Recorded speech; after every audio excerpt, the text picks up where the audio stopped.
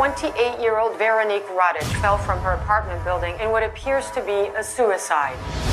Alleged war criminal officially identified his daughter's body. Did you know Veronique well?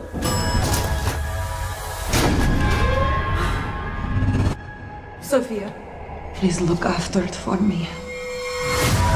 There was a woman in the end of my arm. She's blind. Is it true that the loss of one sense sharpens the others? I'm being followed. These people kill every day. What is it?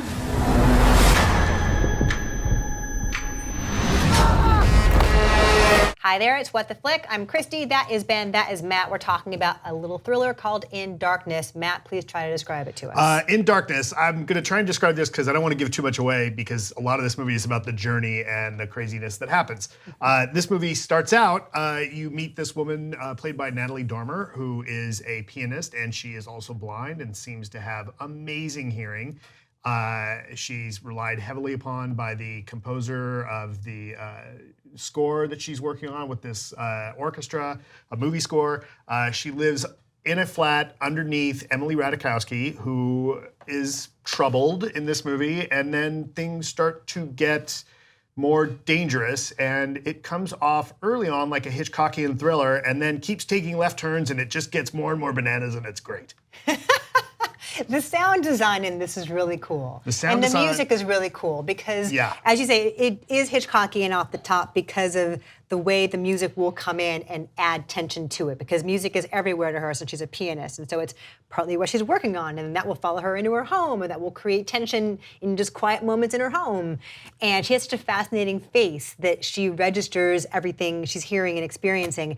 This is a really demanding role for Natalie Dormer, who has done a lot of demanding roles. She was Cressida in the last two Hunger Games movies. I don't watch Game of Thrones, but you guys do. She plays Marjorie Tyrell. Yeah, it's a significant role, and she was really good at it. She was Anne Boleyn in The Tudors, and she co-wrote this with the director, Anthony Byrne, because she wasn't happy with the kind of script she was getting. Yeah, so it's really interesting to see it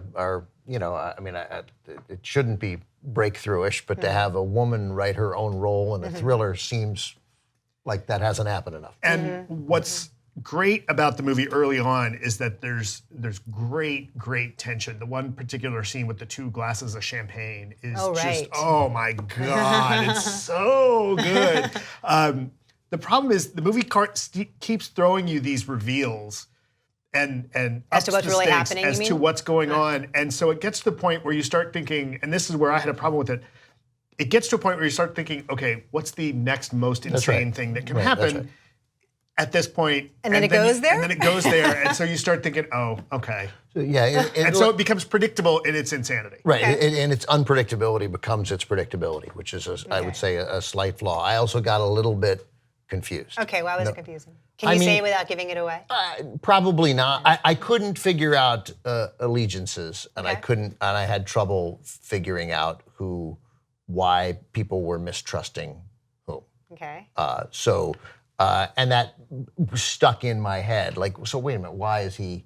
Wait. And when you start waiting, like and I'm not super nitpicky. Sometimes it just falls out. I let it go. Well, they don't like each other. I don't care if I don't know why. It's okay.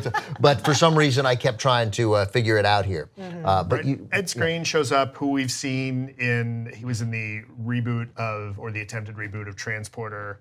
He was in the first Deadpool, and you're not really sure where his allegiances are. You see, Jolie Richardson, I think, is pretty good. I mean, she's definitely chewing the scenery in this, but she's still fun to watch. She's fun to watch. As his sister, right? So their brother and sister are like, what are their allegiances? Who do they work for? What do they want out of the situation? It does kind of keep you guessing. Yeah, and there's a Serbian war criminal we're presented with earlier, who sort of everyone is sort of in some way connected to, and I just spent a long time trying to figure out those connections, and you're probably better off not concerning yourself just go with that. with it. So this is a movie that's on Netflix. You can watch it right now. It is out in a couple of places, but also Netflix. And so I'm glad you mentioned that it's on Netflix, because I would recommend actually wearing good headphones for this, because I watched it with headphones on, and that really nails the sound design on this. Yeah, because there's one death in it where there's just a great sound, and there's a quick shot in it that you could miss, but it's really great. Right, because she's blind, her other senses are heightened, and they play with that in interesting ways. Yes, they do. All right, so I am saying